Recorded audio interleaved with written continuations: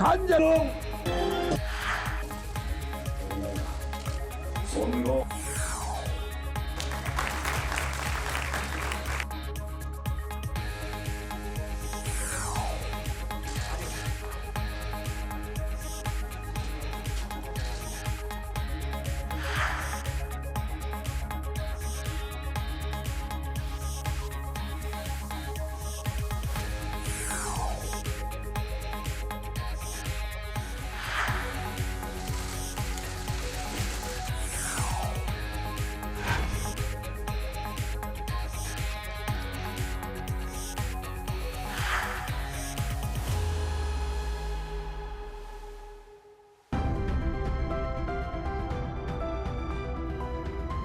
더 나은 대한민국을 위한 우리의 선택. 국회방송 총선 특집 선택 2020 2부 시작합니다.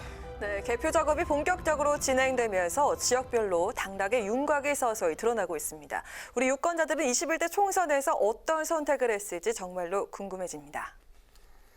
네, 집권 여당은 코로나 공론 극복을 위한 국정 안정론을, 또 정권 심판론을 내세웠던 야당은 선거운동 막판에 문재인 정권의 폭주를 막을 견제 힘을 달라하면서 견제론을 강조했는데요. 일단 출구조사 결과로만 본다면 국민은 정권 심판보다는 정부 여당에 힘을 실어준 것으로 보입니다. 네, 21대 총선은 코로나19 등 그 어느 때보다 돌발 변수가 많았던 만큼 역대 그 어떤 선거보다 예측이 불가능했는데요.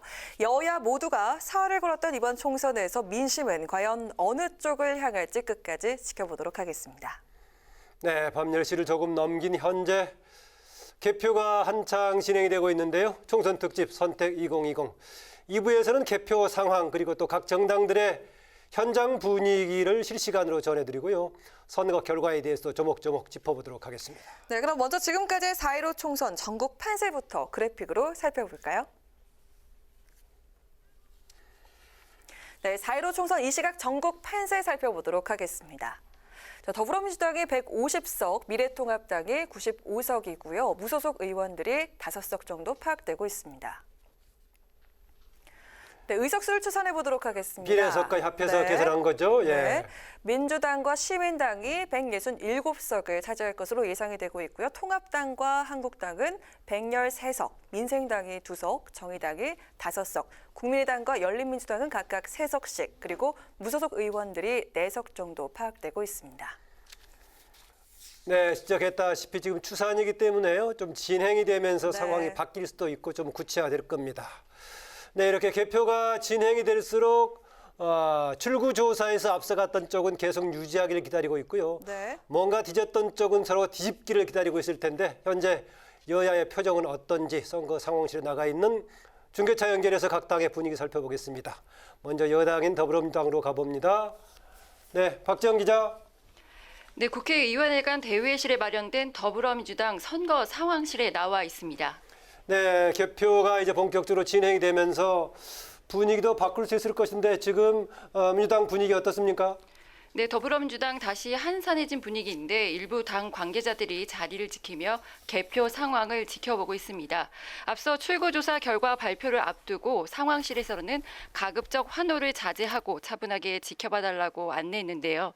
민주당 과반 의석 달성 예측이 발표되자 상황실에서는 박수와 환호가 잠시 터져 나오기는 했는데 맨 앞줄에서 TV를 시청한 당 지도부는 침착함을 유지하며 화면을 바라봤습니다. 반면 초접전 양상을 보이거나 예상보다 약세를 보인 서울 광진을과 송파을 등 주요 격전지 결과가 발표될 땐 아쉬움의 반응도 보였습니다. 이낙연 상임선대위원장은 출구조사 결과 발표 직후 출구조사 결과는 출구조사 결과일 뿐이라며 개표 결과를 겸허한 마음으로 기다리겠다고 소감을 밝혔고요. 또 선거 이외에도 국난 극복을 최우선 과제로 삼아 혼신의 노력을 다하겠다고 덧붙였습니다. 최종 결과가 아직 확정되지 않은 만큼 민주당은 주요 격전지를 비롯해 개표 결과를 끝까지 예의주시할 예정입니다. 한편 조금 전 이해찬 상임선대위원장과 이인영 선대위원장은 조금 전 다시 선거 상황실을 찾았는데요.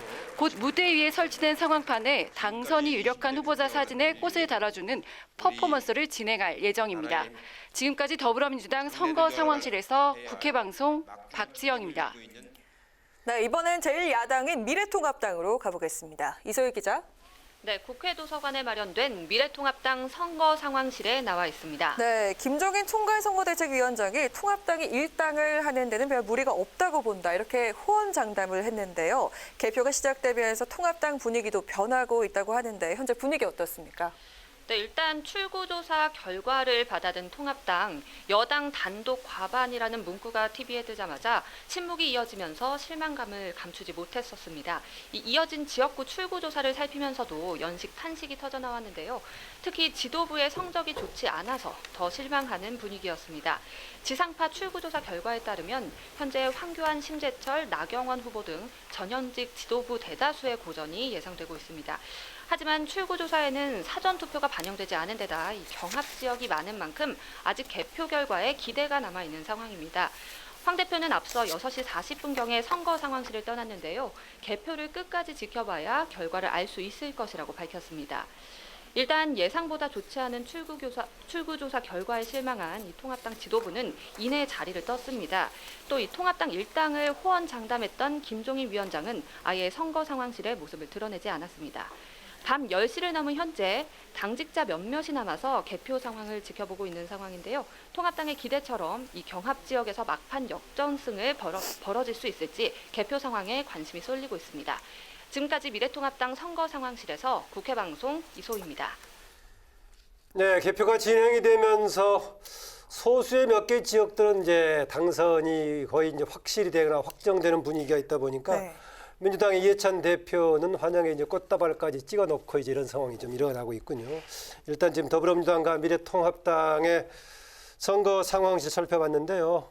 일단 진행되는 과정 잠시 아까 일부 진행했다 이후에 진행됐는데 일부에 이어서 지금 장성철 소장, 최진봉 교수님 두 분 계속해 주시죠. 어서 오십시오. 어서 오세요. 예.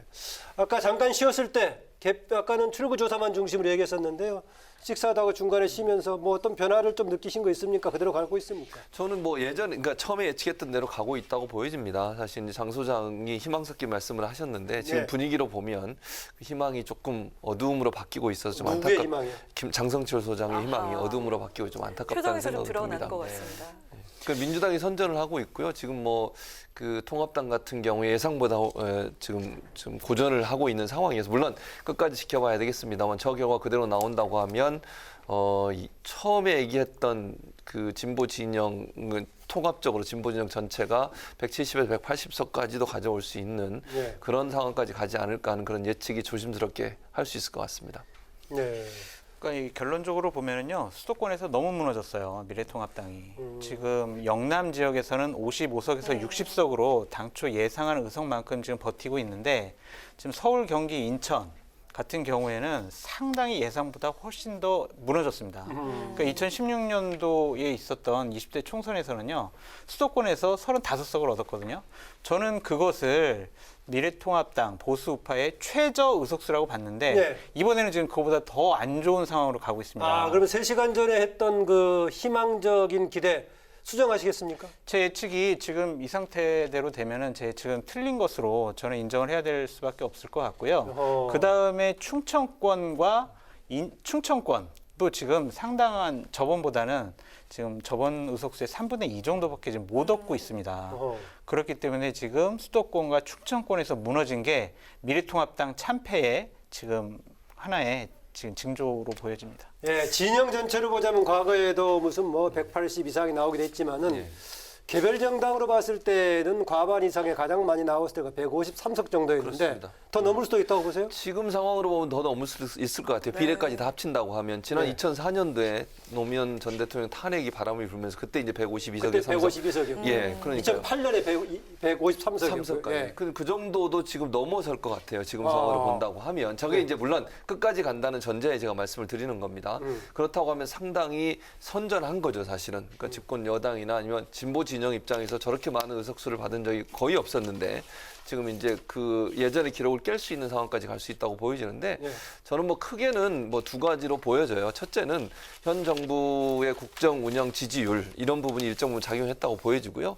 통합당의 어떤 그 비판, 그러니까 정부에 대한 비판이나 아니면 반대가 대안 없는 비판이나 반대였다고 평가받는 부분이 있지 않았나 하는 생각이 들고. 아, 그러면은 국정에 대한 정권에 대한 심판도 작동했다고 하더라도 예. 잘했다는 평가가 있었기 때문에 뭐 괜찮다 그런 얘기인가요? 그런 얘기죠. 예컨대 뭐 네. 지금 대통령 국정 운영 지지율이 점차적으로 올라가고 있는 상황이잖아요. 그 상황은 코로나 사태를 겪으면서 대통령과 국정 운영을 책임지고 있는 정부가 일정 부분 다른 나라에 비해서 훨씬 더 잘 대응하고 있다는 점이 부각이 되는 것 같고 네. 또 국민들에게 적극적으로 지원하는 부분도 어느 정도 긍정적인 평가를 받고 있다고 분석할 수 있을 것 같습니다. 다만 통합당 같은 경우에는 이제 우왕좌왕하면서 초창기에 대응을 제대로 못하고 정부에 대한 비판만 너무 날서게 하면서 대안을 제시하지 못하는 바람에 국민들에게 그 비판이 설득력이 있기보다는 반대를 위한 반대라고 인식됐다는 점, 이런 점들이 좀 부정적으로 평가를 받은 것 같고요. 네. 또 하나는 이제 저는 기본적으로 이게 이제 오래되긴 했지만 시간이 지나긴 했지만 탄핵과 관련된 부분도 아직까지 국민들은 통합당이 변화된 모습을 보이지 못하고 있다는 그런 인식을 하는 게 아닌가. 예컨대 이런 겁니다. 지금 이번에도 그 정권 심판을 얘기하면서 경제가 다 뭐 무너졌다 예컨대 이런 얘기들을 하면서 계속 부정적인 얘기만 하고 있잖아요. 그런데 통합당 입장에서 거기에 대한 대안을 스스로 내는 데는 상당히 부족한 면이 있었어요. 그러다 보니 대안 없이 공격하는 것은 이거는 정말 공격을 위한 공격이라고 비춰질 수 있는 위험성이 있었는데 그것이 지금 현재 이 선거의 결과에 영향을 미친 게 아닌가 하는 생각이 듭니다. 예, 우리가 역대 선거를 두고도 똑같은 상황에서도 결과에 따라 승패에 따라서 나름대로 이유를 똑같이 설명할 수는 물론 있습니다. 패배하면 그게 패배의 원인이 되고 승리하면 그게 승리의 원인이 되는데 어떻습니까? 지금 국정 운영에 대한 문재인 대통령의 상당히 그 호의적인 평가 50% 중반까지 가는 평가가 정권 심판을 주장했다고 하더라도 좀 평가가 좋은데 뭐 잘 나올 수밖에 없다 이런 얘기입니다. 사실은 여론조사를 우리가 봤을 때 저 부분은 여러 가지로 샘플에 문제가 있다, 바이어스가 있다. 그렇게 우리가 전망과 분석을 많이 했었는데 현실적으로 지금 오늘 투표의 결과를 보면은요. 그 여론조사가 맞았다라고 인정할 수밖에 없는 상황입니다. 왜 갑자기 확 생각이 바뀌신 것 같아요? 아닙니다. 그냥 결과를 보고 저는 그냥 평가를 하는 건데 저는 아직도 솔직히 믿겨지지가 않을 정도로 이렇게 여론조사가 지금 맞았다라고 볼 수밖에 없어요. 결국에는 출구조사도 이 상태대로 가면은 맞았다라고 볼 수밖에 없습니다. 저희가 항상 선거 전에는 여론조사는 맞지 않아. 출구조사도 항상 빗나가라고 그렇게 결론이 났었는데 이번 같은 경우에 이대로 굳어진다면 결국에는 여론조사도 맞았고 출구조사도 맞았다라고 저희가 인정할 수밖에 없는 것이고 민심이 과연 이 코로나19 때문에 그리고 경제가 어려워진 것 때문에 정부 여당으로부터 멀어져서 분노 투표를 할 것이다라고 이제 예측을 했는데 예. 그것보다는 우리 교수님께서 말씀하셨던 것처럼 이 어려운 상황에서는 정부 여당을 한번 믿고 밀어줘 보자. 그러한 국민들의 믿음이 더 컸던 것 같습니다. 네, 이런 상황이 계속된다면은 민주당이 박근혜 전 대통령 탄핵 이후에 대선 그리고 지방선거, 총선까지 세 차례 전국 단위 선거에서 모조리 승리하는 트리플 크라운을 달성하게 되는 거죠? 그렇죠. 네. 그렇게 되는 거죠. 그러면 이제 다음 대선을 생각해 봐야 되지 않겠습니까? 저는요. 통합당이 뼈를 깎는 자성이나 개혁이 없으면 네. 이 분위기가 계속 갈 수 있어요. 그러니까 지금 장선수 소장이 얘기했듯이 여론조사 결과 나온 것도 통합당에서는 그렇게 인정을 안 하고 다른 방법으로 계속 해석을 했잖아요. 이건 뭐 왜곡된 부분도 있고 조금 정확하지 않은 부분도 있다. 그러면서 계속 실책만을 지적하면서 갔는데 제가 아까도 말씀드렸지만 대안이 없는 지적이라고 하는 것은 별 의미가 없어요. 사실은. 그건 누구나 할 수 있는 거 아니겠어요? 뭔가 대안을 제시하면서 국민들이 설득할 수 있는 그런 얘기들이 있으면서 비판을 해야 될 텐데 그런 대안이 없이 비판만 하다 보니까 이제 통합당에 대한 어떤 지지율이 빠지고 있다 하는 부분. 또 하나는 황교안 대표가 대표로 취임하신 이후에 사실은 그 소위 이제 태극기 부대라고 하는 이 세력들과의 어떤 선긋기나 어떤 결별 이런 부분이 제대로 이루어지지 않았어요. 사실 네. 어찌 보면 함께 가는 거 아니냐, 또 품고 가야 된다 이런 애매한 입장을 취하면서 국민들에게는 촛불혁명을 통해서 탄생한 정부에 대한 반대 세력으로 낙인 찍힐 수 있는 요소를 갖고 있었다는 거죠. 그 부분에 대한 명확한 선긋기나 탄핵에 대한 책임론에 대해서 어느 정도 명확한 규정을 하고서 책임 있는 사람들을 일정 부분 정리해야 됐었는데 이번 공천 과정에도 보면 그런 분들이 다시 또 공천을 받는 일이 있었거든요. 네. 그러니까 국민들 입장에서는 우리가 촛불 촛불을 통해서 그런 심판을 내렸음에도 불구하고 통합당은 그 심판을 인정하지 않고 도리어 화살을 정권에만 돌리면서 본인들 스스로 개혁하는 데는 너무 미진했다. 이런 부분들이 전체적으로 현 정부에 힘을 실어줘서 촛불혁명을 완수해야겠다고 하는 국민적 여망이 또 반영된 결과라고도 볼 수 있을 것 같습니다. 예, 우리 뉴스엔의 그 소중한 자산인 장성철 소장이 또 이제 소중하죠. 2020년 4월 15일 밤에 가슴이 아플 것 같은데. 그 미래통합당이 지금 이 선거에 진 것을 좀 원인을 찾아보면 작년 2월부터 좀 잉태되지 않았느냐라는 생각이 들어요. 무슨 말이냐면 탄핵당한 정권의 2인자였던 황교안 대표가 느닷없이 나는 이제 자유한국당에 입당을 하고 그 전당대회에 나가서 당대표 선거에 나가겠다고 선언을 했어요. 네. 그러니까 그런 부분이 상당히 그 당시도 좀 우려스러웠습니다. 탄핵이라는 것은 국민적인 심판을 받은 건데 거기에 2인자였던 국무총리 출신이 당대표를 하겠다고 나섰어요. 그러한 사람을 자유한국당의 당원들은 당대표로 세웠습니다. 그때 그 경선을 같이 했던 오세훈 지금 그렇죠. 후보하고 일반 국민 여론조사에서는 오세훈 후보가 조금 앞섰죠. 그렇죠. 예. 그런데 당원 투표에서 완전히 그 몰표가 나와서 황교안 대표가 당대표가 됐었는데 그 부분 때문에 어쨌든 탄핵 정당이라는 프레임을 계속해서 짊어지고 갈 수밖에 없었다라는 것이 저는 큰 문제였다고 보여지고요. 또 하나는 정치를 처음 해보잖아요. 저분이 계속 법무부 장관, 국무총리 하면서 행정 경험을 했던 분인데 저분이 이 정글 같은 정치판에 들어와서 본인의 리더십이 항상 흔들렸어요. 그럴 때마다 정치력으로 돌파하는 게 아니라 머리를 깎고 단식을 하고 장애 집회를 하고 그것도 정치력 아닙니까? 근데 그것은 사람을 동원하는 문제잖아요. 그러니까 당대표라는 권한을 갖고 공천을 앞두고 있으니까 자, 광화문에 모여. 그러면은 다 모일 수밖에 없죠. 공천을 받으려면. 그렇게 어떠한 사람들의 마음을 사는 그런 정치력과 리더십이 아니라 당대표라는 권위를 내세운 그런 리더십을 갖고 당을 운영을 해서 그런 황교안 대표의 리스크가 이번 공천 과정 중에서도 계속 드러나지 않았습니까? 공천 문제라든지 여러 가지 당 내의 여러 가지 문제를 수습하는 과정에서 오락가락한 리더십을 보였어요. 그러니까 결국에는요, 황교안 대표의 리스크가 이 현재와 같은 선거 결과를 낳았다라고 말씀드릴 수 있겠네요. 이번 또 하나는 그 선거법 개정을 하면서 소수 정당들의 진출 상당히 기대했는데 네, 그렇죠. 애초에 이제 비례정당이 생기고 양 진영 대결이 격화되면서 그럴 가능성이 이제 약화되긴 했어요. 네, 맞습니다. 그런데 실제 결과를 보니까 정말 소수 정당들은 더 몰락한 느낌입니다. 어떻게 보십니까? 그러니까 연동형 비례대표제가 도리어 더 어렵게 만들어버린 거예요. 네. 이게 이 상황이 사실은 문제가 되는데 왜냐하면 연동형 비례대표 되기 전만 해도요. 이런 게 있었어요. 지역구에서는 특정 후보를 지지하고 뭐 거대 양당 후보를 지지하지만 정당 투표에서는 소수 정당에게 투표를 하는 경향이 좀 있었거든요. 네. 그래서 정의당도 일정 부분 좀 거기서 많은 표를 끌어들이는 그런 역할을 했었는데 이번 연동형 비례대표 되면서 두 당으로 갈라지고 두 당이 또 새로운 자매정당을 만들어가지고 그걸로 하다 보니 더 결집하는 양상을 보이면서 도리어 소수 정당들이 더 표를 못 가져가는 그런 양상이 돼버렸거든요. 그러니까 네. 이게 저는 비판마다 마땅해요. 두 정당 다. 저는 이 부분은요 반드시 바로잡아야 됩니다. 이번 선거 끝나고 나면 다시 이 선거법 개정을 하든 해서 이런 사태가 또 일어나게 되면요 이거는 원래 취지하고 너무 다르게 가는 거잖아요. 국민들이 바라는 것과 다른 방향으로 가는 것 자체는 저는 잘못됐다고 보기 때문에 이건 바로잡아야 된다고 생각이 들고 그리고 이제 이 소수 정당들이 좀 더 많이 참여하고 할 수 있는 방안들을 만들어내요. 제가 말씀드리고 싶은 것은 연동형 비례대표 자체를 없애라는 게 아니고요. 네. 이런 잘못된 행위가 일어날 수 있는 다른 이런 우려들을 차단시켜야 된다는 거예요. 그래서 정말 연동형 비례대표제가 제대로 시행될 수 있도록 하는 것. 그것이 바로 소수의 다양한 의견들이 들어올 수 있는 국회 또 국민의 의견들을 대변할 수 있는 그런 국회로 갈 수 있는 방안이 될 거라고 봅니다. 예, 잠깐만 들어보죠. 예. 오르신 말씀이에요. 하지만 저는 계속해서 준연동형 비례대표제는 우리나라 권력구조상 맞지를 않아요. 그렇기 때문에 권력구조, 대통령제냐 내각제냐 이런 부분에 대해서도 21대 국회가 논의를 시작해야 된다고 예. 저는 말씀드리고 싶어요. 아마 우리가 뭐 뉴스N 시간에 계속해서 이후에는 이제 선거가 끝나고 나면은 제도 관련 논의를 또 충분히 좀 할 수가 있을 겁니다. 예. 네. 이쯤에서 현장에 나가 있는 중계차 다시 연결해 볼 텐데요. 21대 총선의 최대 변수 바로 비례정당이죠. 이번엔 비례정당 선거 상황실에 나가 있는 중계차 차례로 연결해서 현장 분위기 어떤지 그리고 당 지도부는 지금까지의 개표 상황 어떻게 보고 있는지 직접 이야기 나눠보겠습니다. 예, 먼저 더불어시민당의 선거 상황실 연결해 보죠. 더불어시민당의 상임선대위원장을 맡고 있는 우이정 공동대표 연결합니다. 안녕하세요. 반갑습니다. 예, 안녕하세요. 예, 어떻습니까? 기대하신 대로 지금 출구 조사라든가 이런 거 나오고 있는 것 같습니까? 어떻습니까? 네, 저희 더불어시민당으로서는 좀 예상했던 대로 나오는 것 같습니다. 아하, 그렇습니까?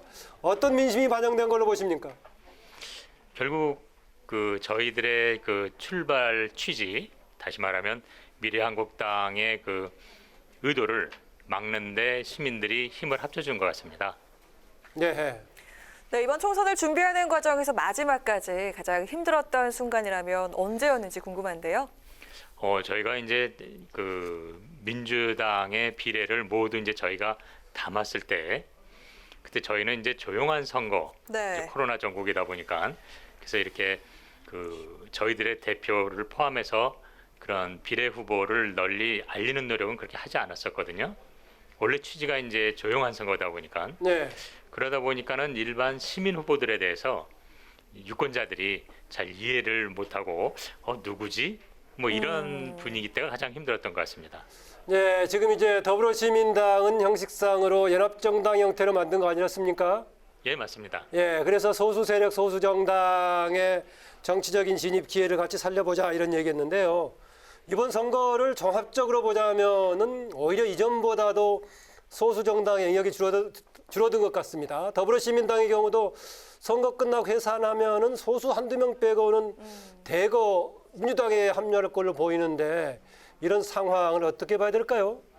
그렇죠. 결국 작년 말에 4+1 선거법 개정 취지는 이미 미래한국당이 등장했을 때 그 취지는 파괴된 것 같습니다. 그런 상황에서 최선의 수, 결국은 기존의 양당 체제로 굳어질 수밖에 없었던 것 같고요. 그런 면에서 이런 이번 21대 국회에서는 일단 선거법에 대한 보완이 필요하고요. 한편 지금 질문해 주신 것처럼 저희들은 이 총선 후 또 여러 가지 변수가 있습니다. 그래서 예를 들어서 국회의장뿐만 아니라 아하, 공수처장 추천 문제라든지 예. 그런 변수에 대한 고려를 향후 좀 진지하게 생각할 예정입니다. 아, 그러면 경우에 따라서 이제 바로 이제 개헌 전에 정당 형태는 재편될 소지가 있어 보이군요. 1당, 2당 이런 거 따지고 하려면은요. 예, 맞습니다. 예. 네, 마지막으로 향후 계획과 또 앞으로의 전망 같은 거 한 말씀 부탁드리겠습니다. 글쎄 저희가 전망까지 할 네. 정도는 아니고요. 그러나 어쨌든 지금 문재인 정부의 전국 운영의 안정을 위해서 또 그리고 검찰 개혁과 언론 개혁을 요구한 촛불 시민들의 뜻을 어떻게 만들어내는가가 가장 중요한 것 같습니다. 그런 면에서 저희 더불어시민당 그리고 그 후보들이 향후 그 목적을 위해서 어떤 형태로 전개될지는 많은 변수가 있기 때문에 당장은 말씀드리기 좀 어려운 것 같습니다. 예. 다만 그 취지는 저희가 끝까지 달성하도록 노력할 예정입니다. 네, 오늘 말씀 고맙습니다. 네. 네, 고맙습니다. 네, 지금까지 더불어시민당 우이정 공동대표와 말씀 나눴는데요. 미래한국당의 원유철 대표와 연결하려고 했습니다만은 상황이 여의치 않은 상태입니다. 양해 부탁드리고요. 이어서 열린민주당으로 가보겠습니다. 안녕하세요. 반갑습니다. 열린민주당 박홍률 공동선대위원장 안녕하세요. 나와 계십니까? 네, 반갑습니다. 네, 나와 있습니다. 안녕하세요. 그쪽 연결이 약간 시차가 좀 있으니까요. 참고하면 되겠습니다. 네. 예, 어떻습니까? 지금 못해도 5, 6석을 기대했던 것 같고 훨씬 넘어서 번호처럼 12석까지를 기대했던 것 같은데요. 지금 출구조사로는 상당히 좀 실망이 크시겠습니다. 어떻습니까? 예, 출구 조사에는 1 내지 3석으로 나왔습니다만은 현재 개표 상황으로는 3석을 유지하고 있습니다. 예. 네. 우리 이 종편이라든가 다른 여론 조사에서는 5 내지 8석까지 전망하는 기대치가 나와 있습니다. 예. 그래서 저희는 5석 이상을 기대하고 있습니다. 예. 의석은 그렇고요. 열린민주당에 대한 지지뿐만이 아니라 이번에 각 정당들 후보들 지지하는 전반적인 분위기로 봤을 때 이번 21대 총선에서 나타난 민심의 특성은 뭘로 생각하십니까? 일단은 코로나19에 대한 정부의 대응, 또 의료진의 대응, 또 이 국민적인 그 합의, 네. 이런 거에 대한 긍정적인 평가가 더불어민주당 쪽을 많이 손을 들어줬다고 보고요. 그리고 문재인 정부의 개혁 정책을 안수할 수 있게끔 힘을 실어줬다고 이렇게 보고 있습니다. 예. 그 중간에 비례대표 관련해 가지고 조금 전에 제가 인터뷰를 했던 더불어시민당과 약간 팽팽한 긴장감도 있고 어느 분의 경우에 상당 거친 말도 오갔는데 뭐 지금 생각하면 당시 상황이 어떻습니까? 그거는 게임할 때 서로 선전하고 페어플레이를 해야 되는데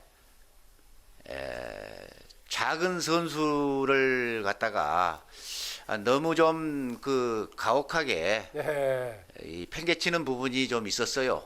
페어플레이를 좀 했었으면 어쨌냐 하는 아쉬움이 있습니다. 그러나 이미 선거가 끝난 마당에 그런 부분은 모두 잊어버리고 앞으로 미래로 나가는 그런 관계가 설정돼야 된다 이렇게 생각합니다. 네, 마지막으로 총선 후 열린민주당 계획 그리고 또 운명은 어떻게 될까요? 저희는 5석 이상이 확보되면은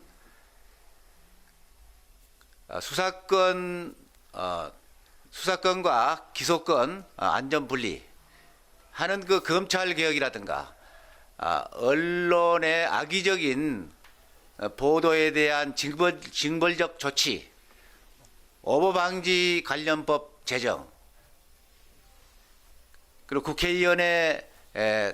국회의원들이 잘못하면은 소환하는 국민소환제를 도입하는 그러한 정치개혁, 그리고 도시재생법에 의해서 주로 도시중심 재생을 하고 있는데 앞으로 어촌이랄까 농촌에 대해서도 재생을 할 수 있는 그러한 정책 기조로 가면서 입법 활동을 통해서 한편으로는 정부를 견제하고 독려하면서 이러한 모든 우리 열린민주당의 12개 공약을 실행해 나가면서 우리 국가 발전과 또 우리 국회의 발전에 대해서 비록 작은 자생 조그만 정당이지만은 역할을 확실하게 좀 해나갈 생각을 가지고 있습니다. 네, 그렇다면 5석 이상이면은 독자적인 정당의 길을 가겠다는 것이죠? 예, 그런 것 같군요. 그런 부분은 네. 우리 당선자와 국회의원 당선자와 또 그리고 우리 당원들 전국에 계시는 당원들과 협의를 해서 네. 그거는 단기, 중, 장기 과제로서 저희들이 연구 검토해서 국민들께 보고하고 네. 해 나가겠습니다. 지금 네. 바로 결정적인 말씀을 보고 드릴 수는 없습니다. 예. 네, 오늘 해주시기 말씀 바랍니다. 고맙습니다. 감사합니다. 네, 지금까지 열린민주당 박홍률 공동선대위원장과 말씀 나눴고요. 현장을 연결해서 상황을 전해드리다 보니까 연결 지원이 2, 3초가량 있는 점 양해 부탁드리겠습니다.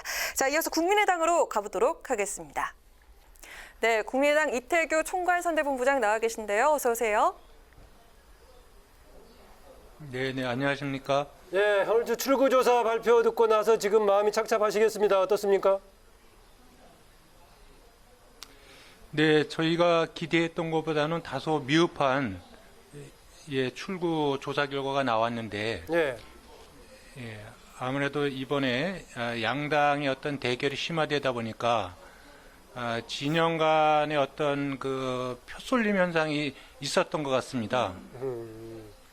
그렇지만 최종적인 개표 결과는 저희가 지켜봐야 알기 때문에 차분하게 개표 결과를 조금 지켜보려 하고 있다. 이런 말씀을 좀 드리겠습니다. 예, 말씀하신 대로 최종적인 이제 개표를 지켜봐야 될 것 같고 예전에도 뭐 출구조사하고 다른 결과들이 나왔으니까는요. 더구나 지금 26.69%에 해당되는 지금 이제 사전 투표 물론 보정해서 반영하는 그런 측면도 있긴 합니다만은 그런 특성이 나와 있으니까 좀 지켜봐야겠습니다. 전반적으로 어떻습니까? 당에 대한 것은 지금 이제 상당히 기대에 못 미쳐서 지켜봐야겠다 말씀하셨는데 전반적으로 지금 이번에 21대 총선에서 나타난 민심은 어떤 기류였다고 보십니까? 이번에는 우려했던 대로 이 코로나19가 이제 위기가 심화되다 보니까 결국은 이게 묻지마 선거가 된 것이 아니겠는가. 이 출구조사 결과만 따져본다면 그래서 지난 3년간의 문재인 정권의 어떤 실정과 폭주 뭐 이런 부분들이 선거에 전혀 반영되지 못했다. 이런 아쉬움이 있습니다. 또 문재인 정권의 어떤 잘못에도 불구하고 그 야당이 대안 세력으로서 인정을 못 받았다면 또 야권도 그만큼 혁신 노력을 안 한 것이 아니겠는가. 예. 이런 부분에 대한 어떤 국민들의 평가가 있었다고 생각을 합니다. 네. 네, 안철수 대표가요 430km의 마라톤 유세를 펼쳤는데 이게 효과가 있었다고 보십니까? 대단히 특징적인 유세였습니다. 네. 몸도 좀 불편하신 것 같던데요. 저는 예, 최종적인 네. 개표 결과를 지켜봐야 되겠지만 예. 이번에 안철수 대표가 1월 달에 귀국하셔서 짧은 기간 내에 창당을 하시고 그리고 거대 양당과 동등하게 어깨를 겨루면서 기득권 정치 청산을 위해서 최선을 다하셨다고 생각을 합니다. 그래서 선거 결과에 관계없이 예. 안철수 대표의 어떤 헌신적인 노력 또 정치개혁에 대한 의지 이런 부분들은 국민들께서 기억하고 평가해 주실 것이다. 이렇게 생각하고 있습니다. 네, 이태규 지금 본부장 얘기처럼 저 개표를 통해서 조금 더 근접한 기대 결과가 나오기를 같이 좀 바라 공감을 해주고요. 오늘 어려운 가운데 연결 고맙습니다. 고맙습니다. 네네, 네. 고맙습니다. 네, 지금까지 국민의당 이태규 총괄선대본부장과 얘기 나눴습니다. 그럼 마지막으로 정의당 가보겠습니다. 네, 정의당의 김용신 선대본부장 나와 계십니다. 안녕하십니까? 반갑습니다. 예, 안녕하십니까? 예, 이제 출구조사 나왔는데 대강 뭐 예상한 정도입니까? 아니면 기대에 못 미쳤습니까? 어떻습니까? 예, 조금 기대에 못 미치는 결과인데요. 예. 개표 과정을 지켜보면서 좋은 결과가 있기를 기대하고 있습니다. 예. 네, 정의당이 좀 진보 정당으로서 선명성을 보여주지 못했다. 그리고 이런 데에 실패했다라는 주장이 나오고 있는데 이 부분에 대해서 어떻게 보십니까? 이번 선거는 이제 비례위성 정당으로 인해서 예. 저희로서는 이제 어려운 선거를 치렀고요. 특히 정책과 가치가 실종된 선거였음에도 불구하고 저희는 이제 코로나19에 대한 민생 위기, 양극화 극복을 최대한 국민들에게 알리고자 노력했고 텔레그램, 엠번방 등 디지털 성폭력에 대한 단죄와 처벌을 알리고자 노력을 했습니다. 다만 이것이 선거 쟁점과 구도상 많은 국민들에게 충분히 전달되지 못한 아쉬움은 있습니다.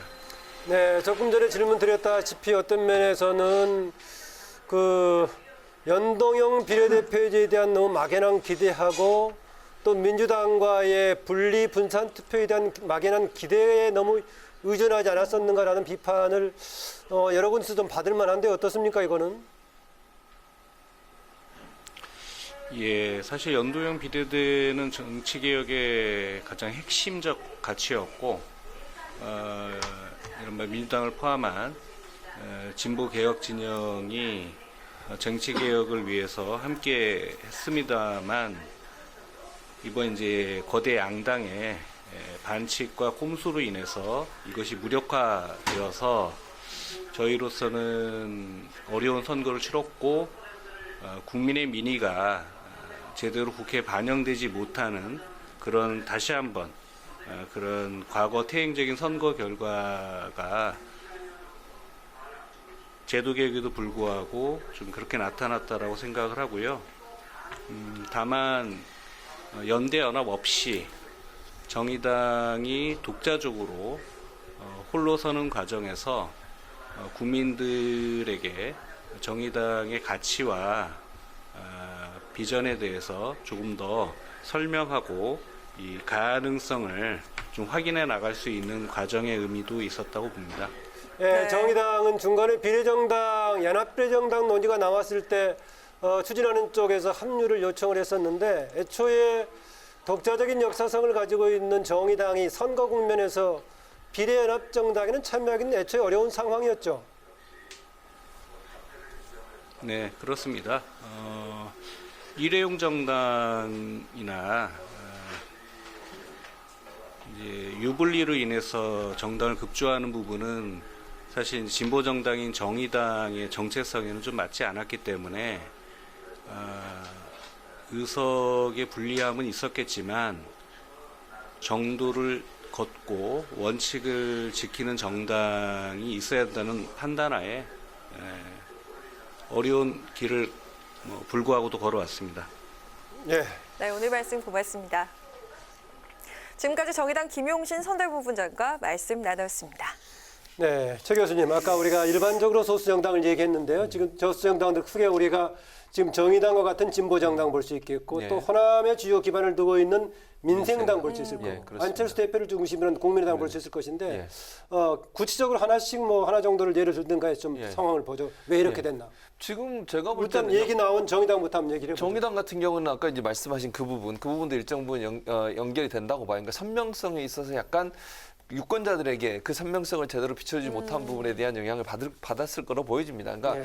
처음에 정의당이 갖고 있었던 가치하고 최근에 들어서 이제 어쨌든 정치 상황이 바뀌어가면서 선명성을 제대로 보여주지 못했다는 데서 일정 부분 지지층이 빠져나간 부분이 있다고 보여지고요. 네. 또 하나는 아까 제가 이제 언급해 드렸는데 기본적으로 정당 투표, 연동형 비례대표가 되기 전까지만 해도 진보 진영의 지지자들 가운데 일부는 정당 투표에서는 정의당을 찍는 경우들이 많이 있었어요. 그렇죠. 예. 오히려 이 제도로 바뀌기 전에. 그렇죠. 근데 이 제도가 바뀌면서 결국 그 사람들은 또 민주당을 찍는, 그러니까 더불어 시민당이죠. 이제는 자매정당이라는 왜냐하면 세대결이 되다 보니까 그 두 자매정당 간에 또 대결이 되는 거 아니겠어요? 거기서 네. 한 정당이 밀렸을 때 올 수 있는 어떤 위기감 이런 부분들을 없애기 위해서 그쪽으로 결집했을 가능성이 있다는 것이죠. 네, 정의당과 연합전략이 없어져 버린 거죠. 그렇죠. 그러니까. 네. 왜냐하면 지금 더불어시민당이 원래 함께하기로 계획을 했었는데 사실 이게 무산이 됐지 않습니까? 물론 뭐 정의당 입장에 들어가기가 어렵죠. 예. 왜냐하면 연동형 비례대표제 원래 취지가 완전히 무산되는 일인데 거기에 함께한다는 것 자체가 이게 말이 좀 안 돼요. 그렇죠. 일단 선거 국면에 당이 없어져 버리는 게 되는 거고요. 그런 네. 상황에서 제가 볼 땐 바람직하지 않기 때문에 들어갈 수 없는 상황이 됐고 그러다 보니 연동형 비례대표제가 결국은 정의당한테도 부정적 영향을 미치는 요소로 작용했다고 볼 수 있고 민생당 같은 경우는 여러 부침이 있었지 않습니까? 네. 뭐 국민의당으로 있다가 일부는 바른미래당 가게 되고 또 이렇게 민주평화당도 있었고. 그렇습니다. 네. 그러다 보니까 몇 번의 부침을 거치면서 정말 정체성이 뭐냐 하는 비난을 많이 받았었고요. 정책적으로 어떤 대안을 내는데도 부족함이 있었고 너무 색깔이 다른 사람이 함께 모여 있다 보니까 어느 하나의 목소리를 내는데도 늘 그 갈등이 있었어요. 그러다 네. 보니까 이제 국민적 지지를 얻는데 좀 실패했다고 보여지고 국민의당은 저는 뭐 이제 이태규 그 본부장도 그 얘기 했잖아요. 돌아오자마자 한 달 만에 당을 만들었어요. 그것도 비례형 당을 만들었다고 하는 것 자체가 국민들이 볼 때는 그러면 의석도 하나 얻으려고 하는 거 아니냐 이런 비판을 면하기 어렵습니다. 그러니까 안철수 대표가 뭐 독일에 가 계시다가 또 미국에 있다가 들어오셔가지고 갑자기 당을 만들어서 비례형 정당을 만든다. 이것도 연동형 비례대표를 이용하는 거 아니냐는 비판을 면할 수 없기 때문에 그런 점에서 국민들의 선택을 받기는 좀 한계가 있지 않았나 이런 생각이 듭니다. 네. 그러니까 지면은 모든 게 이제 다 이유가 되고 예, 이기면 제가 또 그랬죠. 다 이유가 이기면 돼요. 그대로, 예. 그러니까 교수님께서 말 잘 짚어주셔가지고요. 저는 덧붙일 말이 없고 대략 지금 현재 득표율을 한번 말씀드려볼게요. 예. 네. 그러니까 이거는 기호수입니다. 민생당 같은 경우 지금 3.27%예요. 3% 넘었어요. 네. 그러니까 대략 지금 아까 두석 2.9도인데 넘었네요. 예, 3.27로 넘었습니다. 미래한국당 같은 경우에는 34.2%. 그러면 17석 정도를 얻게 되고요. 더불어시민당 33.7. 그러니까 정당 투표에서는 미래한국당이 좀 높아요. 네. 거의 비슷하게 17석. 국민의당 지금 6%입니다. 그럼 대략 3석. 네. 열린민주당 지금 5%입니다. 그럼 대략 이것도 3석 나오고요. 정의당이 저번 2016년도에는 7% 얻었는데 네. 지금 8.7% 얻고 더 있어요. 얻었군요. 네. 그럼 지금 4석 정도 얻게 되거든요. 네. 지금 이 현재 상황을 보면은 정의당 지난번에도 4석이었습니다만은 예. 그렇죠. 비례는요. 예. 그렇죠. 근데 이게 비율로 따져야 되기 때문에 이게 좀 한두 석은 좀 왔다 갔다 할 그렇습니다. 수가 대강 있습니다. 계산한 거죠, 네, 지금요. 대강 계산한 겁니다. 예. 근데 정의당 같은 경우에는 지금 심상정 대표가 지금 당선되냐 마느냐 그러한 것도 상당히 이제 네. 큰 문제가 되는데 네. 현재 투표장에 가 있는 사람들의 얘기를 들어보면 네. 지금 전국적으로 공통적으로 나와 있는 게 사전 투표에서요. 지금 더불어민주당이 더 앞서고 있답니다. 그러니까 30% 정도 표가 더 나오고 있대요. 아, 그러니까 미래통합당보다는 30%가 더 나오고 있답니다. 그러니까 사전 투표가 높았을 때 우리는 예상을 했죠. 아, 이거는 국민적인 분노가 그리고 보수표가 모여서 이건 심판으로 가는 거야. 그래서 27%라는 사전 투표율이 나왔어라고 생각을 했는데 현장에서 지금 표를 까보니까 민주당의 표가 더 많이 나오는 거예요. 아, 사전 투표에서요. 그렇습니다. 본 투표보다. 그렇습니다. 그래가지고 지금 그러면 지금 나온 것보다 더 나올 가능성이 더 있다는 나올 가능성이 겁니까? 있습니다. 지금 뭐 1, 2%로 붙어 있는 쪽에서는 통합당이 더 질 수 있다. 의석수가 지금 예상치보다 더 줄어들 수 있다라고 지금 전망이 되고요.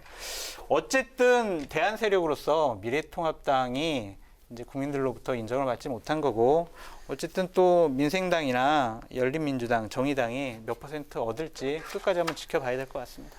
네, 지금 이제 전반적인 얘기 다시 한번 짚어보고 있고요. 소수 정당들이 왜 이번에 더 몰락했나? 제도적인 차원도 있지만은 양쪽의 진영 간의 대결이 격화되면서 그런 경향이 좀 더욱 두드러진 것 같습니다. 네, 이제 네. 네. 네, 그렇다면 민주당과 열린민주당의 합당 가능성이 어느 정도 되는지 좀 궁금한 상태인데요. 혹시 먼저 교수님. 저는 이렇게 생각해요. 열린민주당하고 합당 가능성이 있는데 그것도 시차가 좀 있을 거라고 봅니다. 아까 제가 이제 놓친 부분이 있는데 뭐냐면 우의종 그 대표 공동대표가 인터뷰하면서 그 얘기했어요. 네. 공수처기를 꺼냈거든요. 네. 그게 왜 꺼냈냐면 시기적으로 과연 언제 할 거냐는 저는 유동적이라고 봐요. 그러니까 예를 들면 총선 끝나자마자 합치냐? 아니라고 봐요. 시민당 얘기하는 겁니까? 열린민주당 얘기하는 겁니까? 시민당 얘기하는 거고요. 시민당이 먼저 얘기가 돼야 되고 열린민주당 같은 경우는 의석이 적으면 적을수록 합당할 가능성이 저는 높다고 봐요. 그러니까 의석이 지금 5석이 되느냐 못 되느냐 문제인데 그렇죠. 5석이 못 될 경우에는 더불어민주당과 합당을 할 가능성이 저는 높다고 보고 5석이 넘어가면 다른 선택을 할 수 있겠지만 그 경계성이 있다고 보고요. 더불어시민당 같은 경우도 왜 공수처장이 왜 중요하냐면 만약에 원내 교섭단체 정도의 숫자가 당선이 되면요. 독자 세력은 남아 있을 겁니다. 네. 그 왜 그러냐면 공수처장을 추천할 때 공수처에 그 들어가는 인원을 추천할 때 또 공수처장을 추천하는 추천위원회에 추천할 때 야권에서 추천하는 의석이 2개예요. 근데 그 중에 하나를 가져올 수가 있잖아요. 예, 그렇죠. 그런 여러 가지를 생각하게 되기 때문에 만약에 원내 교섭단체 정도까지 당선이 되면 그런 전략도 포함해서 봐야 그렇게 된다. 전략도 포함해서 벌 수밖에 없다는 것이죠. 네, 아까 장성철 소장이 이제 비례 관련 개표가 진행되니까 조금 다른 통계가 나오고 있다 했는데요. 역시도 중간에 변화 가능성이 있습니다. 아다시피 워낙 지금 48.1%라 돼가지고 불가피하게 수개표로 진행이 되기 때문에 종합적인 결과는 내일 오전쯤 돼야 나올 것으로 아니까는요. 이후에 좀 변화 과정이 있을 겁니다. 네. 지금까지 이렇게 알아봤고요. 다음으로는 양윤성 기자와 함께 4.15 총선 판세 정리 함께 살펴보도록 하겠습니다.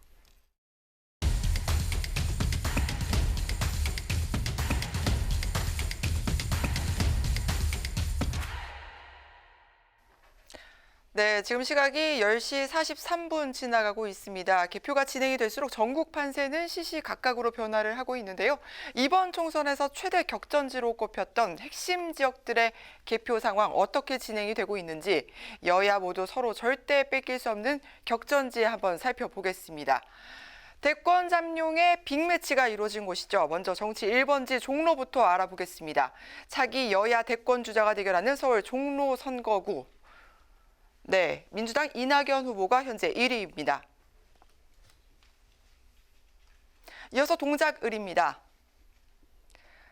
총선 관심 지역구 중 한 곳으로 여성 전직 판사들의 대결이 펼쳐진 곳인데요. 정치신인 민주당 이수진 후보냐, 원내대표까지 역임한 사선 관록의 나경원 후보냐.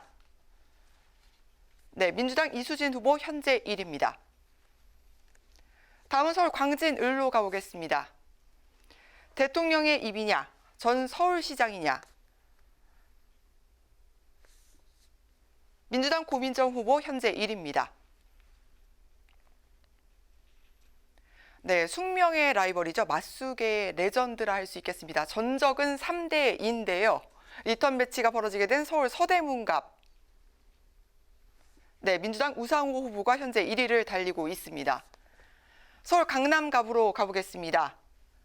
5선에 도전하는 민주당 김성곤 후보와 엘리트 탈북민 출신 통합당 태구민 후보가 맞붙었습니다.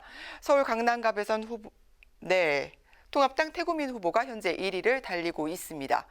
서울 구로 을로 가봅니다.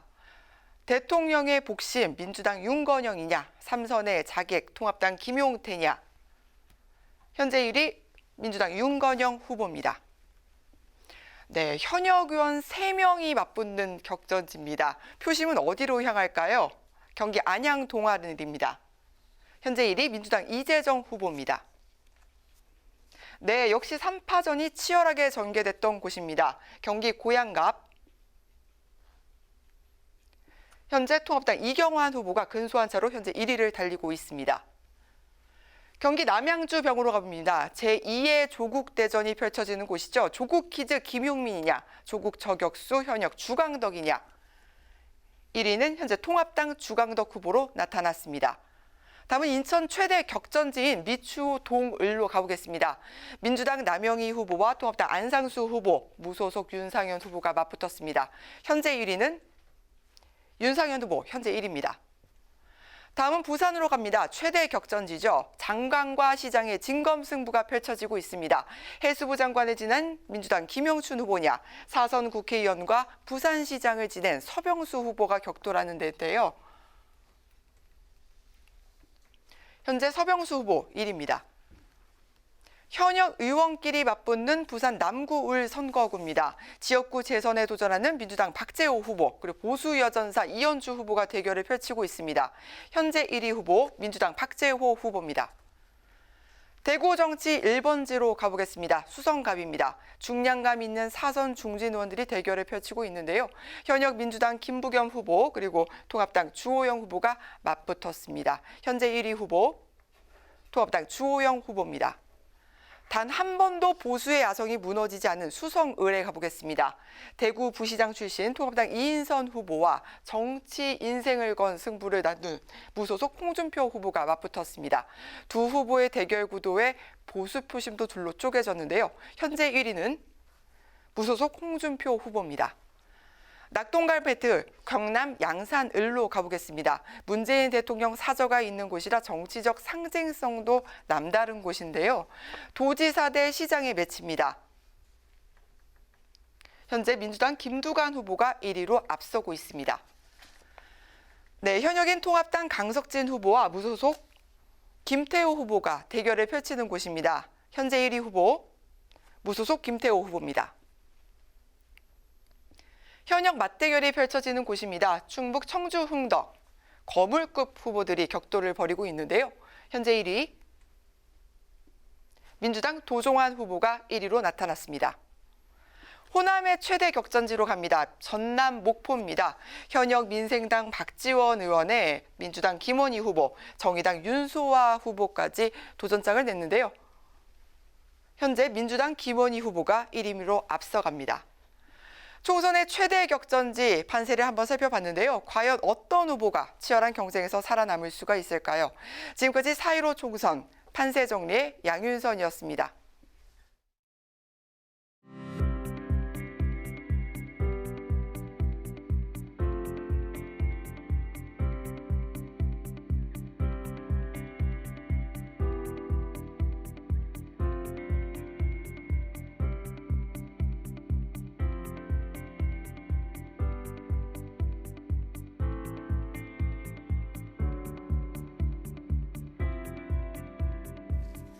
네, 시작했을 때 비해서 상황실이 좀 한가해 보이기도 네. 하고 약간 또 힘 빠져 보이는 정당의 모습도 좀 보이고 그렇군요. 네, 계속해서 최진봉 교수, 장성철 소장과 얘기 계속 나누겠습니다. 네, 먼저 정당 대결 못지않게 좀 개별적으로 정치인의 진로도 중요할 텐데요. 눈에 띄는 정치인들 굉장히 많습니다. 총선 이후에 가장 부각될 정치인은 누굴까요?